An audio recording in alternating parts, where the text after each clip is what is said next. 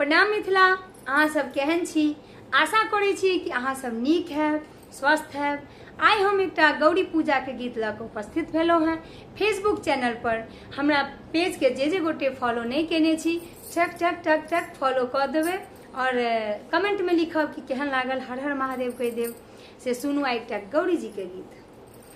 पर्वत पहाड़ पर लगलै बजरिया यो बाबा पाबन पूजबै। पर्वत पहाड़ पर लगलै बजरिया यो बाबा पाबन पूजबै। आनि दिया रेशम पटोर बाबा पाबन पूजबै। आनि दिया लहंगा पटोर बाबा पाबन पूजबै। गरीब के कुल बेटी तोहरो जन्म भेल बेटी नहीं पाबन पूजू। गरीब के कोखी बेटी तोहरो जन्म भेल बेटी नहीं पाबन पूजू। गरीब संग भेल बियाह बेटी नहीं पाबन पूजू। गरीब संग भेल बियाह बेटी नहीं पाबन पूजू। घोड़बा चढ़ला लेखिन दुल्हा दुलरुआ हे धनी पाबन पूजू। घोड़बा चढ़ला लेखिन दुल्हा दुलरुआ हे धनी पाबन पूजू। आनि देलखिन लहंगा पटोर धनी पाबन पूजू।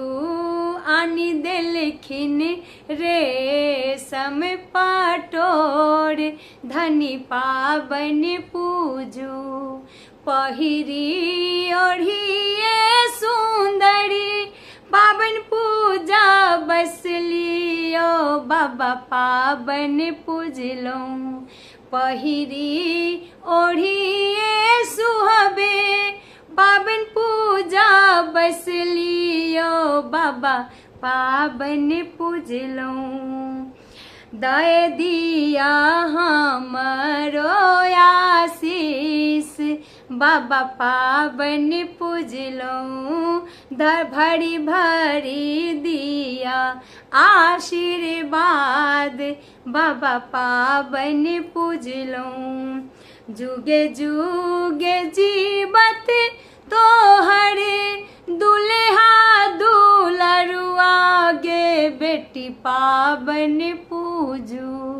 जुगे जुगे जीवथु दुल्हा दुलरुआ गे बेटी पाबन पूजू। जुगे जुगे बढ़ो आही बात गे बेटी पाबन पूजू।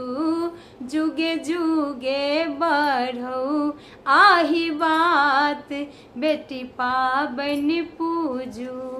पर्वत पहाड़ पर लगलै बजरिया यो बाबा पाबन पूजबै। आनि दियौ दक्षिणक चीर बाबा पाबन पूजबै।